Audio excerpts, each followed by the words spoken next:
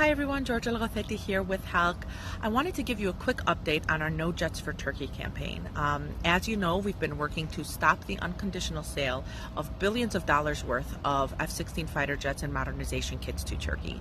Yes, Turkey is a NATO ally, but they are an unreliable ally. And by the end of this video, you'll agree that allowing them to unconditionally purchase these F-16s and these modernization kits would be a horrible foreign policy mistake for security in the region. Now, what do we mean when we say Turkey is an unreliable ally? Well, the list is long, but right off the top, Turkey continues to illegally occupy Cyprus. It is horrible on human rights. It is, in fact, one of the world's worst jailer of journalists and is even worse on general democracy issues. It's bombed the Kurds. It's endangered U.S. troops in the region.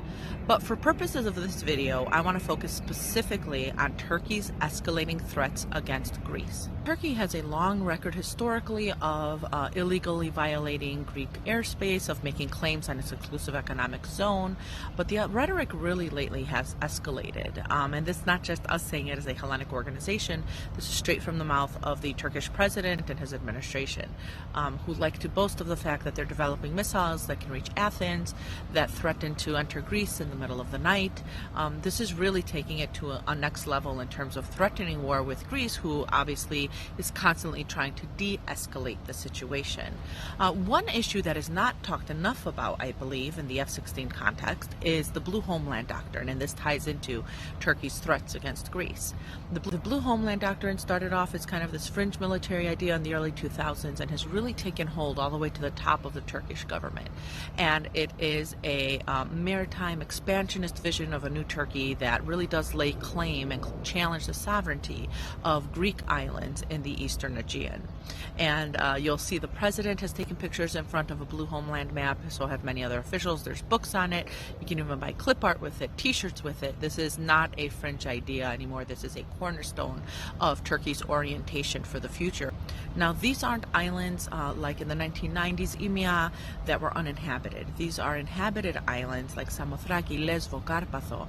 And so this escalation of rhetoric and this direct challenge to their sovereignty really underscores why they should not be allowed to purchase F-16s at this time, especially when they continue to make threats against Greece, which is a vital, obviously, member of NATO and a key U.S. ally in the region.